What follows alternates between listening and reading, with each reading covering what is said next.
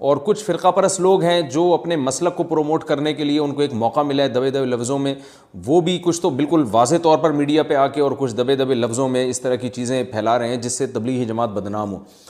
تو کل سے مسلسل لوگوں کی کالز آ رہی ہیں، دوست احباب کی بھی، کہ بھائی آپ تبلیغ کے بارے میں کچھ بتاؤ، لیکن فتنے کے علاوہ کچھ بھی نہیں ہوگا. عربی میں کتاب ہے ان کی، میں نے خود پڑھی ہے، بہت بڑے چوٹی کے عالم اور بڑے نیک پرہیزگار. کتاب میں کیا لکھ رہے ہیں؟ تبلیغی جماعت والے کیا ہیں؟ خبر پر. میں نے کہا اگر کچھ اور کہہ دیتے شاید ہم مان لیتے، شاید امکان تھا. 3 دن کی جماعت میں نکل کے دیکھ لیتے تو پتہ چلتا کہ تبلیغی جماعت والے جتنے قبر پرستی کے خلاف ہیں عملاً اتنا شاید دنیا میں کوئی دوسرا، وہ تو توحید میں اتنا مبالغہ کرتے ہیں کہ جہاں ہونا چاہیے وہاں بھی نہیں ہونے کے قائل. کہتے ہیں اللہ سے سب کچھ ہوتا ہے، دکان سے کچھ بھی نہیں ہوتا. اس چکر میں بعضوں نے دکانوں پہ تالے ڈال کے نکل گئے. یہ وہ تو جہاں سے ہو رہا ہے وہاں سے ہونے کے قائل نہیں ہے، تو جہاں قبر سے نہیں ہو رہا وہاں سے ہونے کے کہاں سے قائل ہوں گے. لیکن کیا ہے، فتنہ پرست لوگوں نے علماء دیوبند کی کتابوں کو سے تروڑ مروڑ کے چیزیں نکال نقول کے ایسا ملغوبہ بنا کے عرب علماء کے سامنے پیش کیا کہ وہ بھی کنفیوژن کا شکار ہوئے ہیں. میں نے کہا یہ بزرگ عالم ایک دفعہ ادھر پاکستان یا ہندوستان آ جائے، میں ان کو شب جمعہ میں لے کے جاؤں گا اور کہوں گا ان کا بیان شروع اس سے ہوتا ہے کہ اللہ سے ہوتا ہے، اللہ کے غیر سے نہیں، درمیان میں بھی یہ اور ختم بھی اسی پہ. اور ہم نے تبلیغ میں درجنوں بار دیکھا ہے کہ قبر کے سامنے سجدہ کیے ہوئے لوگوں کو اٹھا کے ان کو قبرستان سے اٹھا کے کہاں لے کر آئے ہیں؟ مسجدوں میں. تو کتابوں کے پروپیگنڈے پہ مت جاؤ، عمل دیکھو ہو کیا رہا ہے، عمل دیکھو ہو کیا رہا ہے. اگر علماء دیوبند قبر پرست ہوتے تو میں بھی کیا ہوتا. مجھے تو جو قبرستان جتنا جانا سنت ہے اتنا بھی ہم نہیں جاتے. کبھی کبھار تو جانا چاہیے، آخرت کی زیارت ہوتی ہے، ہمیں تو اتنا بھی ٹائم نہیں ملتا جانے کا. اور الزام کیا لگایا جا رہا ہے؟ اس وقت بر صغیر میں توحید اگر بچی ہوئی ہے تو علماء دیوبند کی وجہ سے، بہت بڑا کردار ہے ان کا اس میں، ورنہ سب مزار پرست ہوتے. سروے کرو، سفر کرو، میں گلگت گیا ہوں، چترال گیا ہوں، جہاں مزار پرستی نظر آئے گی وہ جگہیں جہاں علماء دیوبند کے اثرات نہیں ہیں. جہاں مزار پرستی نہیں ہے وہاں کس کی تعلیم کے اثرات ہوں گے؟ علماء دیوبند.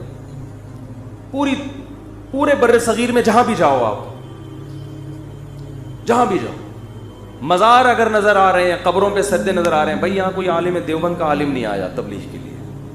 اور جہاں میں گلگت کے ایسے دیہاتوں میں گیا جہاں ایک بالش سے اونچی قبر نہیں ہے، سب مٹی کی قبریں، ایک بالش سے اونچی کوئی قبر نہیں، بڑے بڑے قبر. میں حیران، یار تم گاؤں دیہات کے لوگ، تمہیں اتنا شور، تو سلسلہ جا کے کہاں ملے گا؟ جا عالم من دیوبند، کہاں سے ایک عالم آئے تھے؟ دیوبند. وہ سب مزار ختم کر کے چلے گئے. تو کتابوں میں توڑ موڑ کے مشکل کشا فلانا، بھائی وہ ذو معنی الفاظ ہیں. جیسے حضرت جبریل نے کہا میں تجھے ہبا کرنا چاہتا ہوں، مطلب یہ تھا میں نہیں، ذریعہ کون بن رہا ہے؟ میں. اس لیے اپنی طرف فی الحال شارٹ کٹ بات کی ہے میں نے، ٹھیک ہے نا، کیونکہ سب کو پتا ہے کہ اللہ کے علاوہ کوئی اولاد نہیں دے سکتا. ان شارٹ تو بھائی اپنے عقیدے کو مضبوط کرو. اسلام توحید کے معاملے میں بہت حساس ہے. مدد صرف کس سے مانگی جائے گی؟ اللہ سے. مزاروں پہ حاجات پوری نہیں ہوتی. ایک آخری بات کر کے بیان ختم کرتا ہوں. ایک صاحب جن کا آدھا دھڑ فالج زدہ تھا، آدھا دھڑ ہی ہوتا ہے فالج میں، مجھے کہنے لگے کہ میں دعائیں مانگ مانگ کے تھک گیا، میرا فالج ٹھیک نہیں ہو رہا. مجھے کسی نے کہا ہے فلاں بابے کے مزار پہ جاؤ تو وہاں جا کے دعا مانگو تو یہ دھڑ کیا ہو جائے گا، ٹھیک ہے. میں نے کہا جس بابا کی قبر پہ جا رہے ہو آپ کا آدھا دھڑ کام نہیں کر رہا، ان کے دونوں دھڑ کام، تبھی تو قبر میں گئے ہیں. میں نے کہا اگر ان کے دونوں دھڑ میں سے آدھا دھڑ دور کی بات ایک آنکھ بھی کام کر رہی ہوتی نا، مثال کے طور پر آپ کسی بزرگ کا انتقال ہو گیا، آپ نہلا رہے ہیں، ہمارا اسٹائل ہی یہ بات کرنے کا نا. جب میں نے اس کو کہا تو ہنسنے لگا. وہ میں نے کہا جس کے پاس جا رہے اس کے دونوں دھڑ کام نہیں کر رہے بھائی. تو میں نے کہا اگر پھٹے پہ ان بزرگ کو جب نہلانے کے لیے لٹایا تھا ان کا آدھا دھڑ کام کرنے لگتا. تو جو نہلانے والے ان کے دونوں دھڑ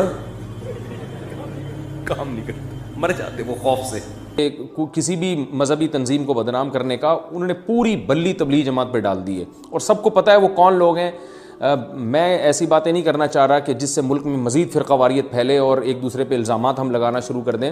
دنیا کی ایک واحد جماعت ہے جو فرقہ واریت کے لیبل سے پاک ہے, جس کے طرز عمل میں آپ کو طنز نہیں ملے گا, جس میں فرقہ واریت نہیں ملے گی, جس میں کوئی تشدد نہیں ملے گا. تبھی پوری دنیا میں بآسانی تبلیغ والوں کو ویزا مل جاتا ہے اور بآسانی وہ جا سکتے ہیں. اس کی وجہ یہ ہے کہ ایک ہمارے پاس دنیا کو دکھانے کے لیے واحد ایک جماعت ہے جو اسلام کا ایک ہم بتاتے ہیں کہ دیکھو یہ ہے اسلام, یہ ہے اسلام کا اصل تعارف. تو ایک ایسی جماعت جس نے آج تک گورنمنٹ کے کسی لاء کے خلاف مخالفت نہیں کی ہے, کسی کے مزاحم نہیں بنے ہیں, تو بہت افسوس کے ساتھ کہنا پڑتا ہے کہ اس جماعت کو مسلسل طعن و تشنیع کا ہدف بنایا جا رہا ہے. جماعت سے اللہ نے بہت کام لیا ہے. آج میں اگر اللہ مجھ سے کوئی ٹوٹا پھوٹا کام لے رہا ہے تو یہ اس میں بنیادی کردار تبلیغ جماعت کا ہے. آپ جتنے بھی دیندار لوگ دیکھیں گے, میں نہیں کہتا کہ 100%, لیکن آج اگر آپ کو لوگوں کی داڑیاں نظر آ رہی ہیں, آج لوگ آپ کو نماز پڑھتے ہوئے نظر آ رہے ہیں, تو کہیں نہ کہیں لنک اس کا تبلیغ سے جا کے نکلے گا. اکثریت کی بات میں کر رہا ہوں. تو ہمارے پاس پوری دنیا کو دکھانے کے لیے ایک ہی ہے جس پر ہم فخر کر سکتے ہیں. تو ہمیں اس جماعت کو اس طرح طعن و تشنیع کا نشانہ نہیں